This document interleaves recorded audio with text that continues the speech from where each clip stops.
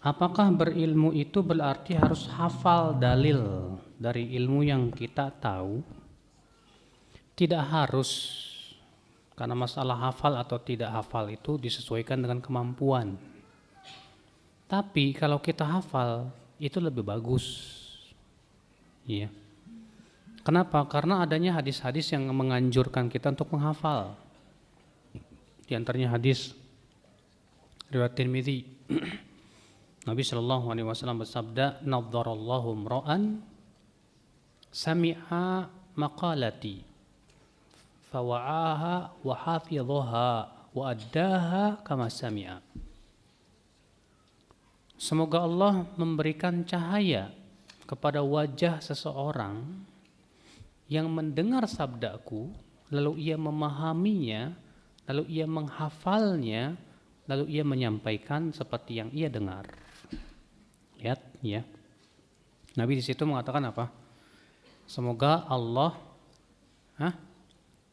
memberikan cahaya kepada wajah orang yang apa? Mendengar sabdaku. Kemudian memahaminya, kemudian menghafalnya, kemudian menyampaikannya. Tuh lihat. Di situ Nabi SAW menganjurkan menghafal. Demikian pula dalam hadis ya, Nabi SAW bersabda, "Uhadithukum haditsan fahfadhuh." Aku akan sampaikan kepada kalian hadis, hafalkanlah. Kata Nabi di situ. Fahfadhuh, hafalkan. Berarti Pak, ya, sangat di antara perkara yang membantu kita menguasai ilmu itu dengan dihafal, Pak. Selain kita paham, ya hafal. Tapi juga jangan cuma hafal tapi tidak paham. Kita gabungkan paham dan hafal. Kalau kita paham tapi tidak hafal, ya kurang. Ya, maka kita berusaha untuk memahaminya dan menghafalnya. Apakah Syiah masih Islam? Tergantung Syiahnya yang mana. Karena Syiah itu tidak sama, Pak. Bertingkat-tingkat dia. Yang dikafirkan oleh para ulama itu Syiah yang sudah sampai derajat mengkafirkan para sahabat dan meragukan keautentikan Al-Quran, ya, keaslian dan kemurniannya. Adapun Syiah yang masih menghormati para sahabat sebatas mengunggulkan Ali saja, ini belum dikafirkan oleh para ulama. Makanya kan di antara perawi hadis ada yang punya keyakinan Syiah, ada. Tapi kata Ibnu Hajar Al-Asqalani, Syiah yang dimaksud di zaman dahulu itu bukanlah Syiah Rafidhah yang mengkafirkan para sahabat, bukan. Akan tetapi yang dimaksud yaitu sebatas dia mengunggulkan Ali dan mencaci maki Muawiyah, itu saja. Iya. Mereka masih mencintai Abu Bakar dan Umar, masih.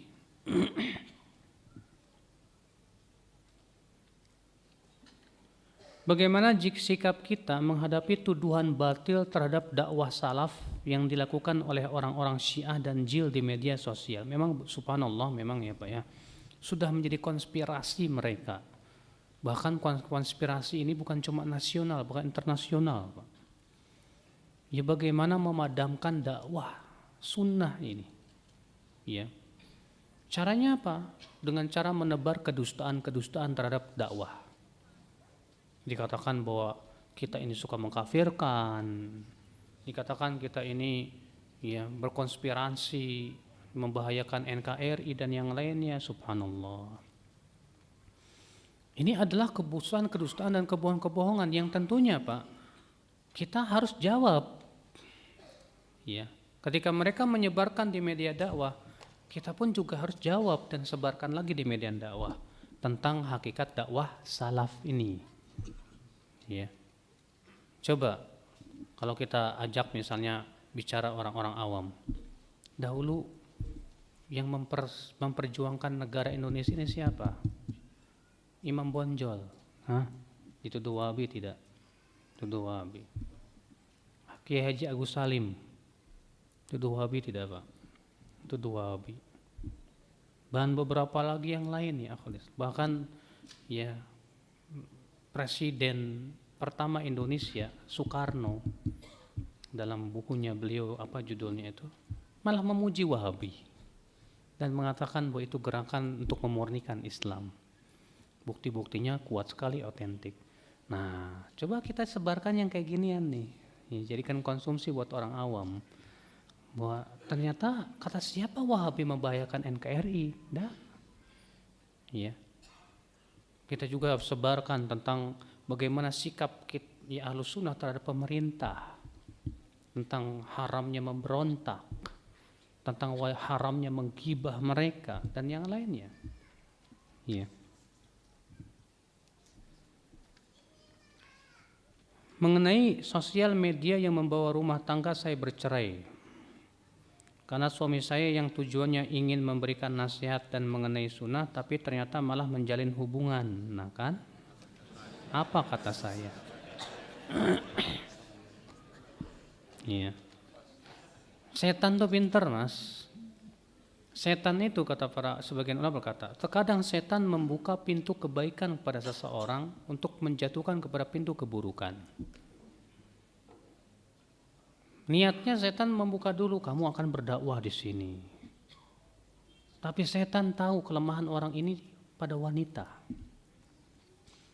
Maka mulai dia, wah buka di Facebook, isinya kajian. Mulai itu akhwat curhat, ya ustadz, akhi, ya. Mulailah, tadinya sih niatnya bagus, cuma ingin menjawab, nasihati. Tapi lama-lama karena sering nanya, sering terjadi kontak, sering, ya akhirnya jebol juga. Ya, setan pun tertawa. Bisa terjadi hal seperti itu ya, akhi, anzakumullah ya. Makanya jika kita tidak berhati-hati, ya, tidak betul-betul ya bertawakal kepada Allah, kita pasti akan terseret godaan setan ya, akal Islam azakumullah wa yakum. Makanya benar apa yang sudah kita sebutkan. Ini bukti, salah satu bukti ini Pak, dan ini baru satu, udah banyak lagi bukti-bukti yang lain. Iya. Adanya istri gara-gara Facebook akhirnya begitu, atau suaminya atau yang lainnya gara-gara media sosial misalnya, ya. Akhirnya malah ya gitulah, Allah musta'an wal istiqlal.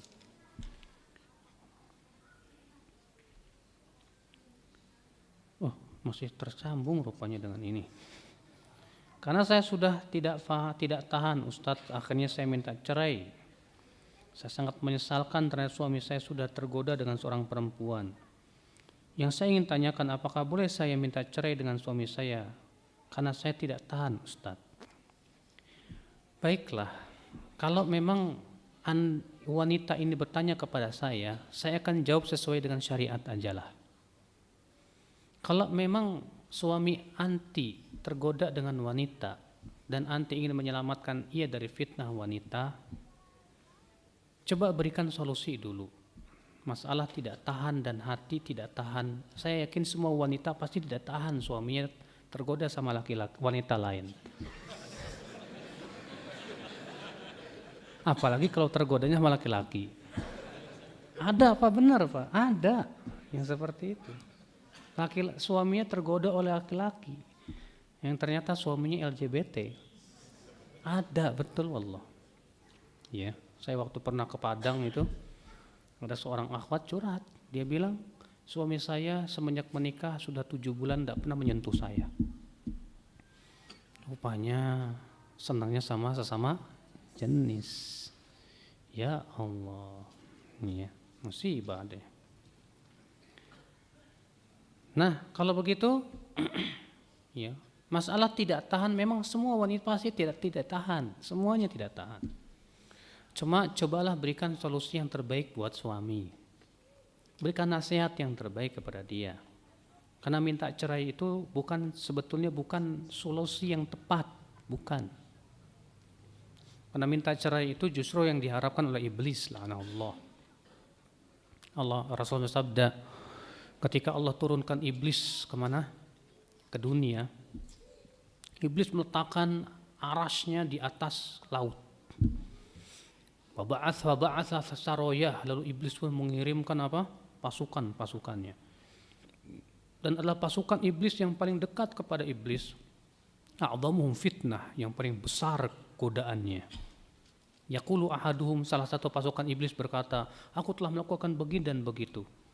Kata iblis, ma sana'ta syai'an, kamu belum berbuat apa-apa. Yang satu berkata, ma taraktu hatta farraqtu bainahu wa baina zaujati. Aku tidak tinggalkan ia sampai aku berhasil menceraikan ia dengan istrinya. Kata iblis, na'am, ni'ma anta, ni'ma ya anta, sebaik-baik pasukan kamu. Lalu ia pun didekatkan kepada iblis. Berarti Pak, ya, kalau bercerai, ya, itu mengikuti keinginan apa? Iblis sudah. Iblis berhasil, tertawa dia. Coba berikan solusi. Solusi pertama, berikan nasihat, Mas. Menurut Mas, dan Mas Masya Allah lebih baik dari saya dari sisi ilmu syariat. Berhubungan dengan wanita yang bukan mahram itu halal apa haram sih Mas? Biasanya kalau suami itu tidak ikhlas, dia akan marah. Kamu ngapain sih campur tangan? Ya sudah, kalau dia marah bilang aja, ya saya cuma ingin mengingatkan aja kok. Ya. Kalau ternyata anti tidak bisa mengingatkan, barangkali ada orang yang lebih dihormati oleh suami yang bisa mengingatkan dia. Barangkali ia mau sadar atau kembali kepada Allah Subhanahu wa taala. Atau solusi yang kedua yang paling berat. Udahlah Mas, nikahin aja dia. Iya. Daripada kamu berbuat maksiat seperti itu. Iya. Iya, kan dalam rangka menyelamatkan dia dari maksiat seperti itu. Tapi ini solusi yang paling berat buat wanita ini. Iya. Karena konsekuensinya dia harus lebih menahan lagi rasa panasnya itu gitu kan. Ya enak saja sehingga mau dimadu. Ya sudah. Kalau begitu, ya cobalah cari cara yang terbaik dan tepat buat dia untuk memberikan apa? Nasihat-nasihat yang terbaik.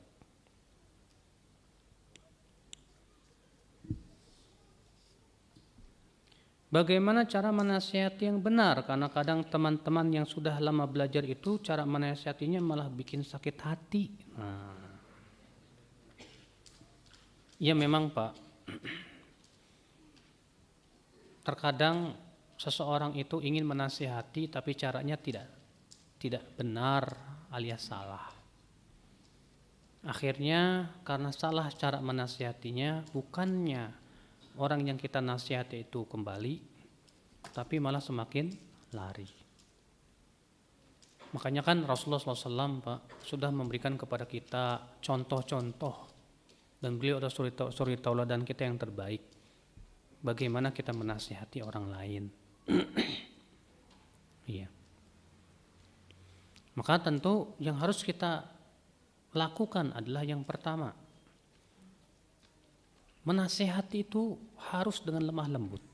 Harus dengan lemah lembut. Allah berfirman kepada Nabi Musa dan Nabi Harun. Apa kata Allah? Idhaba ila fir'auna innahu tagha. Faqula lahu qawlan layyinan la'allahu yatadhakkaru aw yakhsha. Pergilah kalian berdua hai Musa dan Harun kepada Fir'aun. Sesungguhnya ia telah melampaui batas. Dan ucapkan kepada Fir'aun dengan ucapan-ucapan yang lemah lembut. Mudah-mudahan ia mau ingat atau takut. Lihat ya. Ternyata nasihat kepada Fir'aun disuruh oleh Allah dengan apa Pak? Lemah lembut. Itu Pak Fir'aun loh Pak. Bagaimana kepada sesama muslim? Ya. Kita terkadang melihat seseorang jatuh kepada kesalahan, kita ingin segera mengingkarinya tapi dengan emosi. Mata yang terbelalak, nada yang tinggi, sambil telunjuk yang diacung-acungkan. Ya. Dia menganggap dia sudah beramar ma'ruf nahi mungkar. Padahal bisa jadi dia malah membantu setan untuk menyesatkan saudaranya. Sementara Rasulullah SAW sabda, la takun aunan li syaitan ala idlali akhik. Jangan kamu menjadi pembantu setan untuk menyesatkan apa? Saudaramu. Makanya ingat, dalam tata cara mengingkari kemungkaran pun harus dilihat lemah lembut. Apa sih susahnya antum untuk berlemah lembut? Apakah dengan lemah lembut antum akan dianggap bencong? Enggak. Apakah dengan lemah lembut antum akan tidak dihormati? Tidak. Justru kelemah lembutan itu membuat orang semakin senang kepada antum. Justru dengan kelemah lembutan itu semakin menghiasi kita. Kata Rasulullah SAW apa? Ar-rifqu la yakunu fi syai'in illa zanahu wa la yunza'u min syai'in illa syanahu. Kelemah lembutan itu tidak ada pada sesuatu kecuali pasti akan menghiasinya. Dan kelemah lembutan tidaklah dicabut dari sesuatu kecuali pasti dia akan mengotorinya. Naam ya akhal Islam, azakumullah. Ya. Yang kedua, nasihati antara kita dan dia saja, jangan di depan orang. Ini dia, ya. Imam Syafi'i mengatakan, la tansahni fil jamaah, insahni fi infiradi, kata beliau.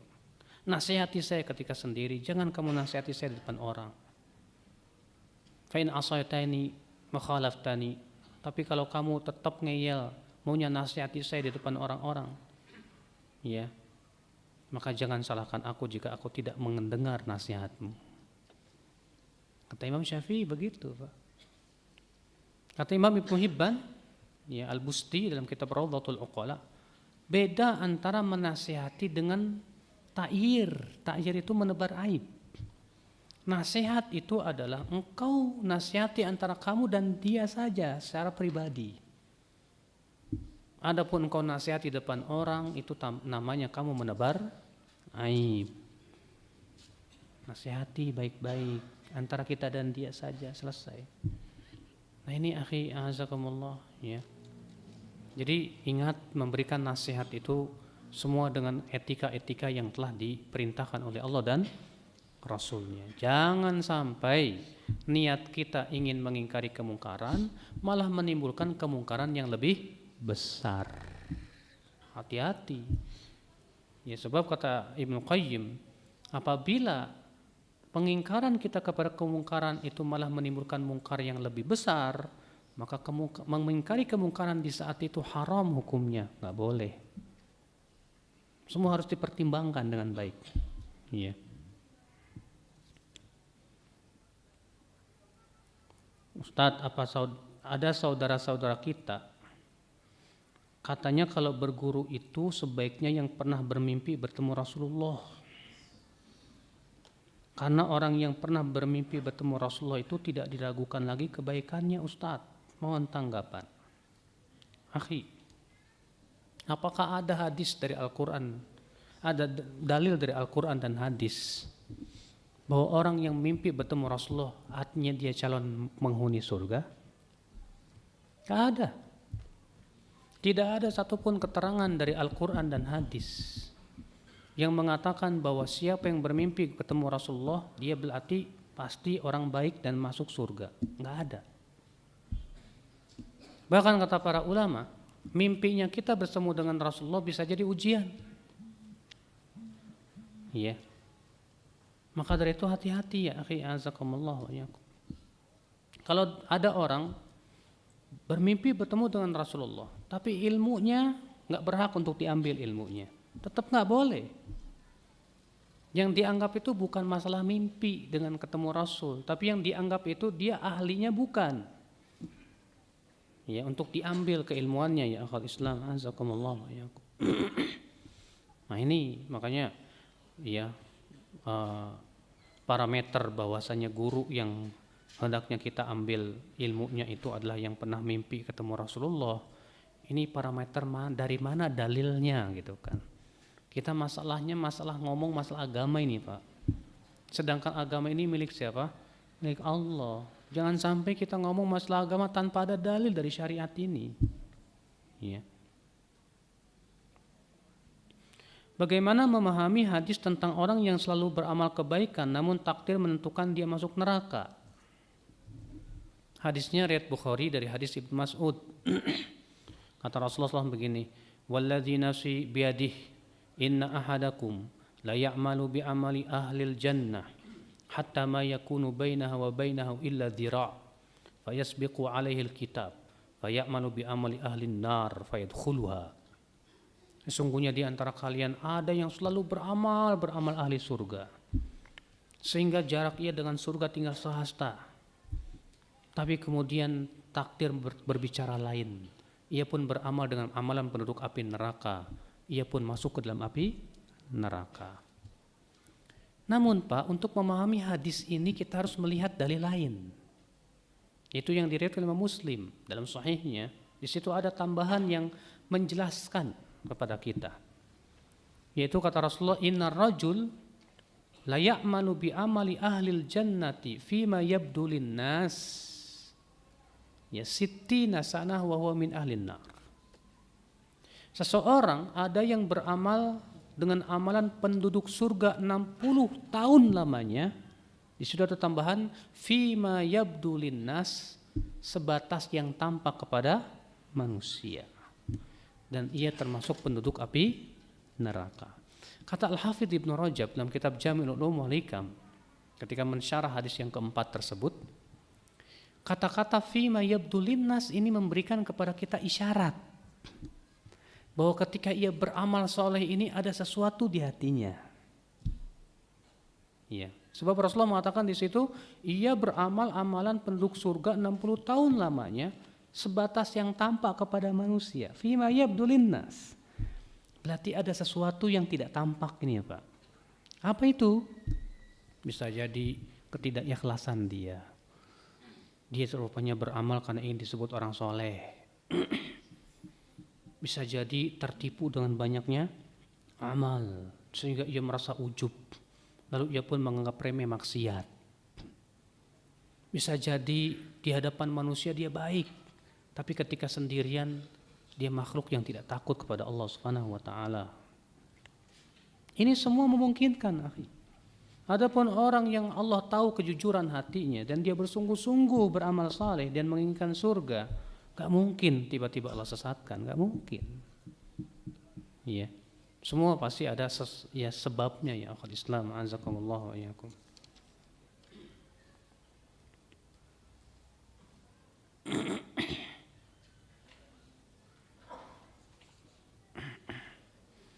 Minta penjelasan singkat ketika pintu debat dibuka akan ditutup pintu beramal. Maksudnya, orang yang suka berdebat, biasanya sih amalnya juga kurang, Pak. Kenapa hal itu bisa menyebabkan demikian? Karena kata para ulama, debat itu bisa mengeraskan hati. Sering berdebat. Akhirnya hati kita jadi keras. Akhirnya kita hanya berbangga dengan kemenangan dalam debat.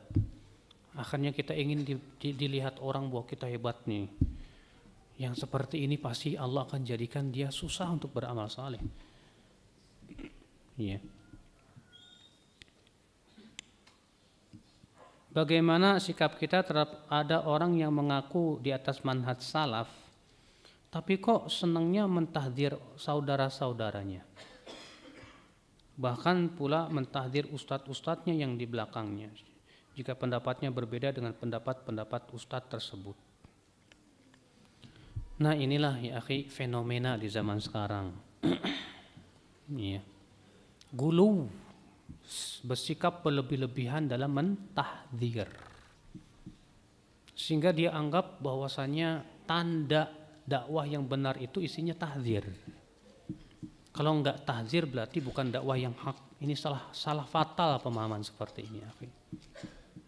Tahdzir itu kalau dibutuhkan ya enggak apa-apa, ini pertama.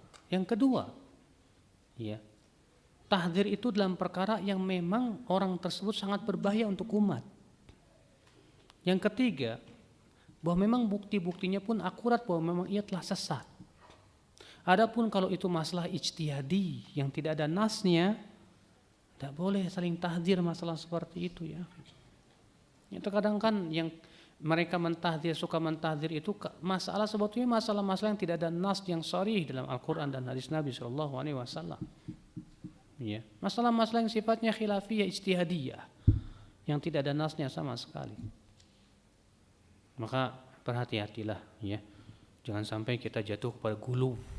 Karena Rasulullah sabda, iyyakum wal ghulu fa innal ghulu ahlaka man kana qablakum. Jauhi oleh kalian bersikap gulu berlebih-lebihan. Karena sikap gulu itu membinasakan orang-orang sebelum kamu.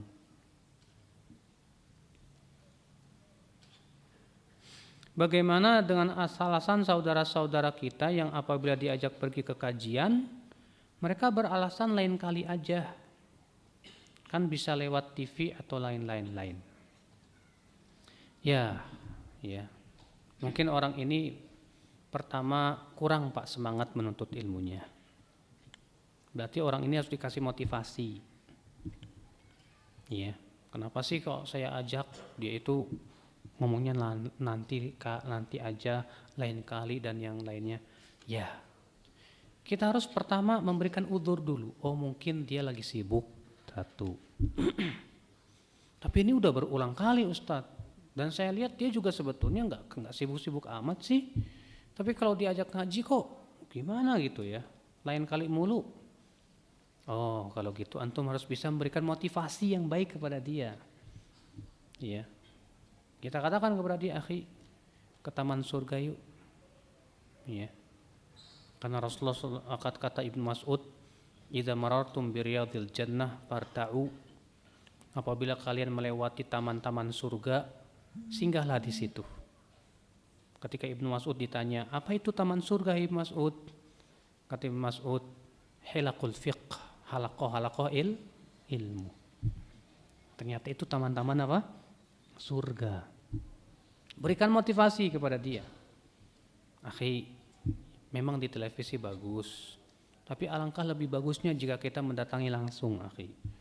Karena Rasulullah bersabda, wa majtama'a qaumun fi baitin min buyutillah yatluna kitaballah wa yatadarasunahu bainahum illa nazalat alaihimus sakinah wa ghasyiyatuhumur rahmah wa hafathumul malaika wa dzakarahumullahu fiman indah.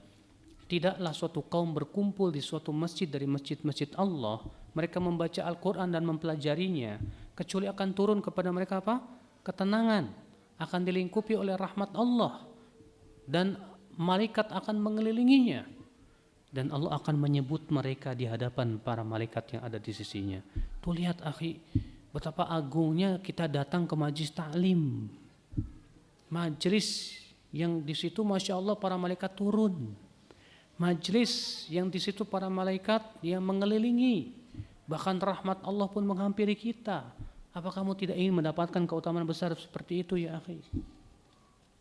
Kasih motivasi ya, masih motivasi. Ya.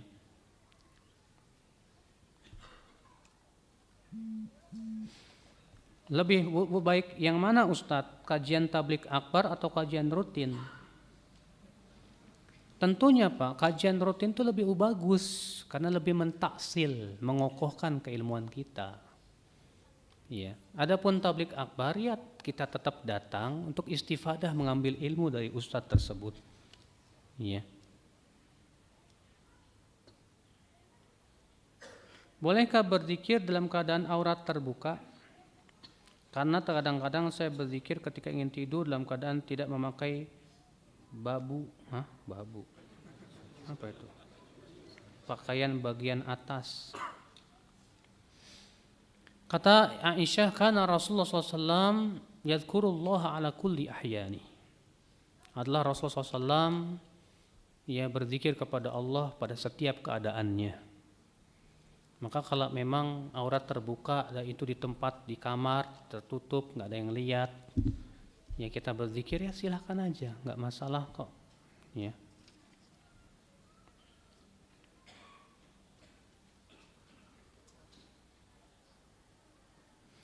Tadi Ustadz menjelaskan upaya menghindari dampak globalisasi melalui diri sendiri.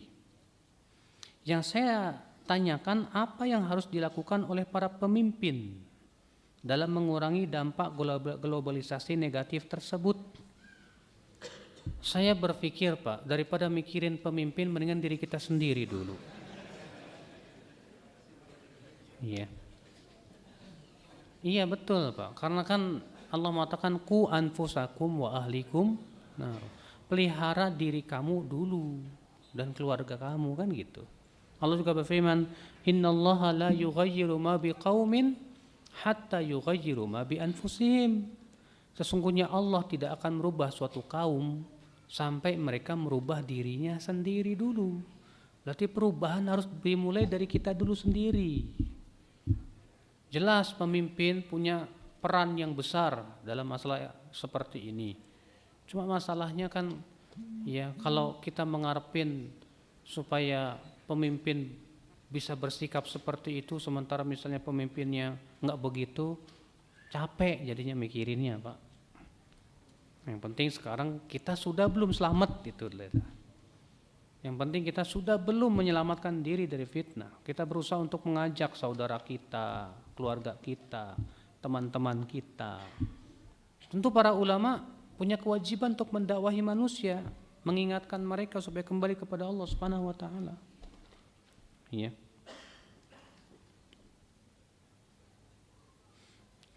Saya ingin bertanya, tadi ada kata-kata jangan paling benar sendiri kamu.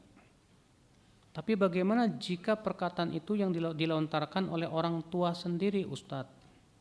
Kita sebagai anak harus bersikap seperti apa, Ustadz? Berdiam saja atau seperti apa? Bila memang kalau kita bantah atau kita timpali menyebabkan malah mudarat yang lebih besar, ya malah berantem sama orang tua, ya nggak apa-apa, kita diam aja. Tapi kalau kita bisa bantah dengan cara yang lebih baik, yang lebih bagus, dengan lemah lembut, dengan ilmiah, dalil, hujah, perkataan para ulama kita sampaikan. Saya bukannya mau mengatakan merasa paling benar, Bu, tapi saya ada dalilnya. Ini silahkan lihat, ini bukunya, bacalah. Iya. Seperti itu, coba kita berusaha ya, supaya orang tua kita tahu bahwa kita ini nggak ngasal dalam beragama gitu loh. Kita punya hujah, punya dalil, ya. Kita melakukan ini ada alasannya kok, jelas, argumennya jelas, kuat. Cuman kan harus disampaikan dengan cara lemah lembut, apalagi itu orang tua kita.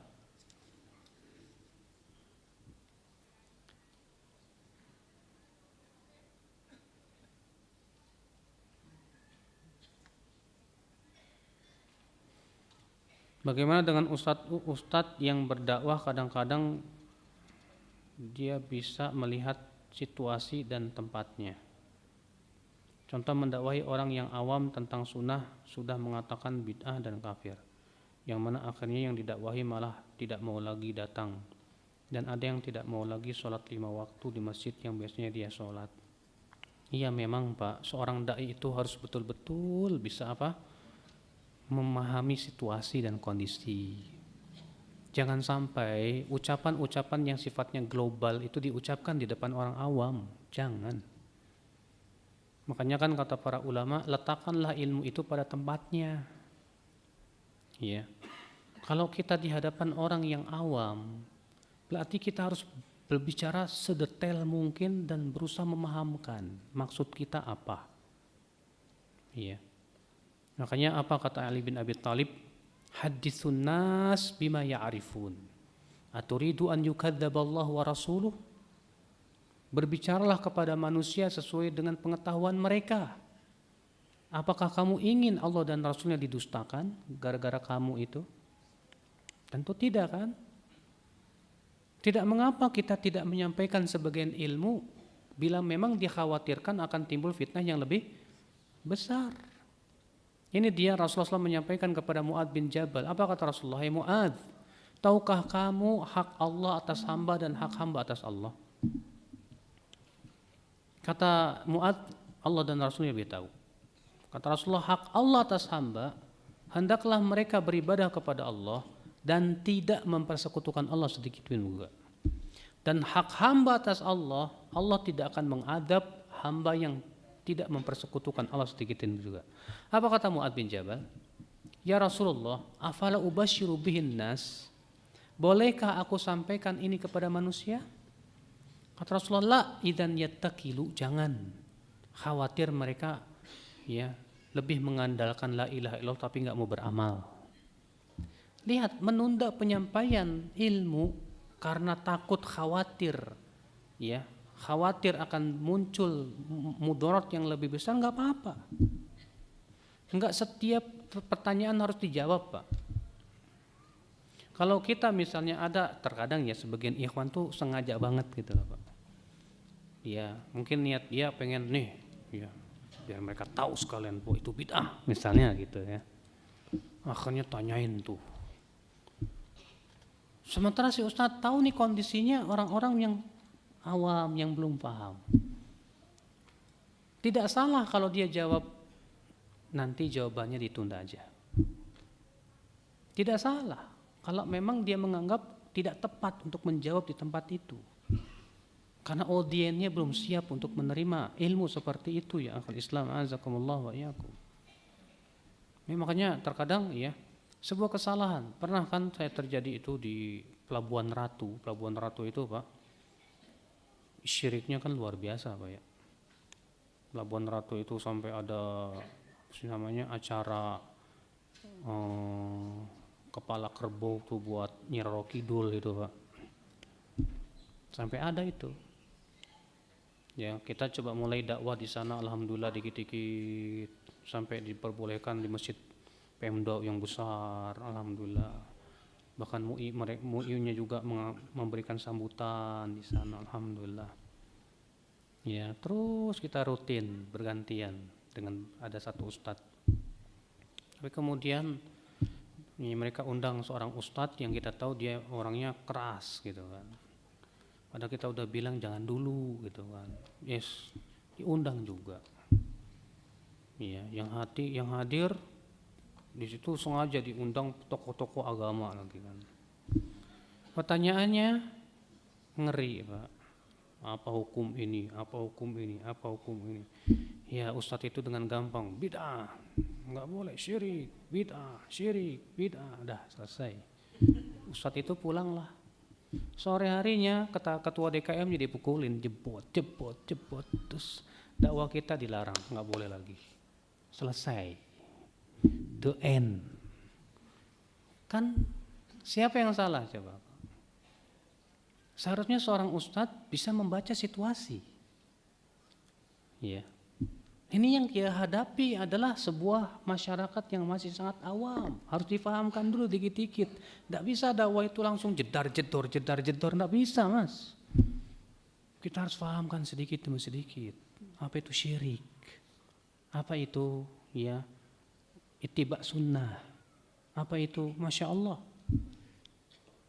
Nah inilah yang akhi penting. Kita berdakwah itu harus ada apa sih Pak? Tadarruj, bertahap. Tidak bisa. Audien yang kita hadapi siapa? Harus kita bedakan. Antara yang memang sudah betul-betul ngaji, sudah paham, dengan orang-orang yang sangat awam. Sehingga pada waktu itu tidak menjadi fitnah. Ya. Betul, yang dia ucapkan hak, betul. Tapi masalahnya Pak malah menimbulkan fitnah dan membuat orang lari, itu bisa lebih berabe, Pak. Akhirnya mudaratnya lebih besar. Jangan seperti itu, akhi azakumullah wa iyyakum. Apalagi yang namanya media yang didengar oleh masyarakat umum, harus lebih berhati-hati lagi. Ya. Terkadang kita tidak bisa menggunakan kata bid'ah dulu. Ya, di media yang umum itu. Karena kan yang namanya bid'ah itu kan seakan-akan apa ya, Pak? Horor banget gitu loh, Pak. Bid'ah, waduh. Ya. Akhirnya kita disebut pengadilan akhirat katanya. Nah itu tidak bisa, mungkin kita bisa jelaskan. Kita harus jelaskan dulu sedikit-sedikit. Karena supaya si awam ini bertingkat dulu keilmuannya. Faham dulu deh perkara yang dasar-dasar dulu. Dia mau mencintai Allah dan Rasulnya dulu. Dia mau kenal sunnah dulu, apa sunnah. Ya, ini seorang ustadz itu harus pandai melihat audien itu. Makanya ketika Rasulullah mengatakan kepada Mu'adz, "Hai Mu'adz, kamu akan pergi ke Yaman dan kamu di sana akan bertemu dengan ahli kitab." Ya, lihat Rasulullah mengatakan kata Rasulullah, "Hai Mu'adz, audien yang akan kamu hadapi adalah ahli kitab, hai Mu'adz." Berarti di sini seorang ustadz harus tahu audiennya siapa, bagaimana dia harus bersikap, bagaimana dia harus berbicara. Ya, kata para ulama tidak setiap ilmu yang kita ketahui bisa kita sampaikan kepada setiap orang, enggak. Nggak bisa. Tidak setiap ilmu yang kita ketahui bisa kita sampaikan kepada siapa?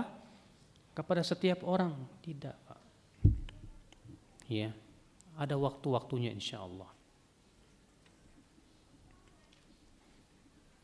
Ada yang menyarankan bahwa belajar agama itu harus dengan ustadz atau guru yang bersanad dan nyambung ke Nabi. Maksudnya apa?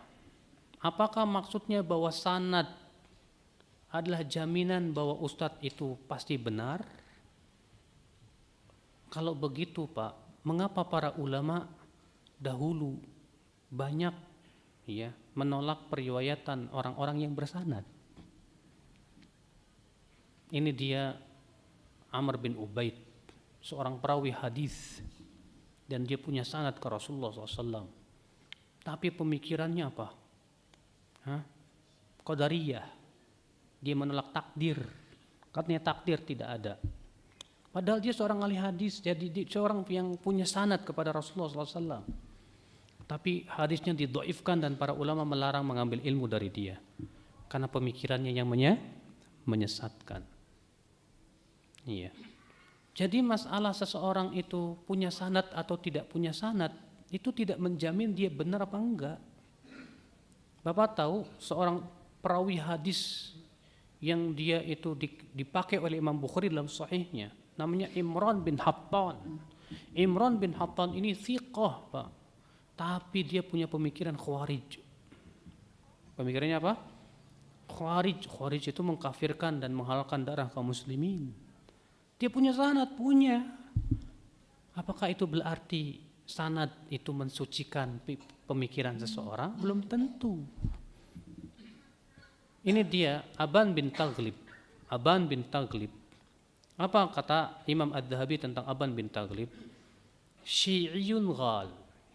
Dia syiah yang ekstrim, yang ghalin. Lakinnahu saduq, tapi ia jujur. Falana riwayatuhu alaihi bid'atuhu. Untuk kita riwayatnya buat dia kebid'ahannya. Dia punya sanad, tapi ternyata pemikirannya Syiah. Jadi ya, orang yang menganggap bahwa seakan-akan bersanad itu adalah menunjukkan bahwa orang itu lurus atau tidaknya, itu bukan parameter sama sekali. Orang yang belajar ilmu hadis pasti dia akan paham itu insyaallah. Iya. Di zaman sekarang itu Pak, sanad hadis itu bukan syarat. Karena di zaman sekarang itu Pak, bukan asro riwayah, bukan zaman pemeriksaan sanad, bukan. Bapak tahu Pak, sanad hadis itu ya berhenti pemeriksaannya di abad ke-5 Hijriah. Setelah 5 Hijriah, 6, 7, 8 tidak lagi diperiksa. Apalagi di zaman sekarang. Sanad di zaman sekarang itu kata para ulama hanya untuk melestarikan saja. Bukan untuk diperiksa, tidak. Yang kita periksa ya udah langsung dari kitab Imam Bukhari, Muslim, Abu Daud, Tirmidzi. Dari kitab-kitab para ulama. Itu yang kita periksa. Ya, maka dari itu orang yang mengatakan bahwa guru itu harus punya sanad, itu ucapan ulama siapa? Dan sanad itu bukan penjamin bahwa dia tidak akan sesat. Belum tentu ya, azakumullah wa iyyakum. Apakah dikatakan penuntut ilmu, Ustadz, kalau mencari ilmunya cuma lewat radio, TV saja? Akhi, ya. Kalau dia lewat radio dan TV karena memang di daerahnya susah ustadz, ya gimana lagi? Dia disebut penuntut ilmu, ya. Tapi kalau misalnya dia di kotanya banyak ustadz, akhirnya nggak mau datang ke majlis ta'lim ustadz, hanya mengandalkannya ada di TV, kita katakan dia penuntut ilmu yang malas. Ya. Berarti dia tidak ada kesungguhan untuk mencari ilmu. Kalau orang sungguh-sungguh itu bukan hanya dari TV, semua fasilitas dia gunakan. Maka datangi majlis ta'lim, duduk, ya, ambil ilmu orang-orang yang memang telah Allah berikan, Allah anugerahkan kepada mereka kekuatan dalam keilmuan. Ikhwata Islam, azakumullah wa iyyakum. Habis salat duha selalu saya bertasbih subhanallah alhamdulillah la ilaha illallah Allahu akbar 10 kali atau lebih tiap terma. Apakah itu disunnahkan? Yang sunnah yang disebutkan dalam hadis yang hasan insyaallah atau sahih, Rasulullah SAW setelah salat duha mengucapkan Allahumma gfirli wa tub alayya innaka antat tawwabur rahim 100 kali. Itu yang Rasulullah ucapkan. Ya.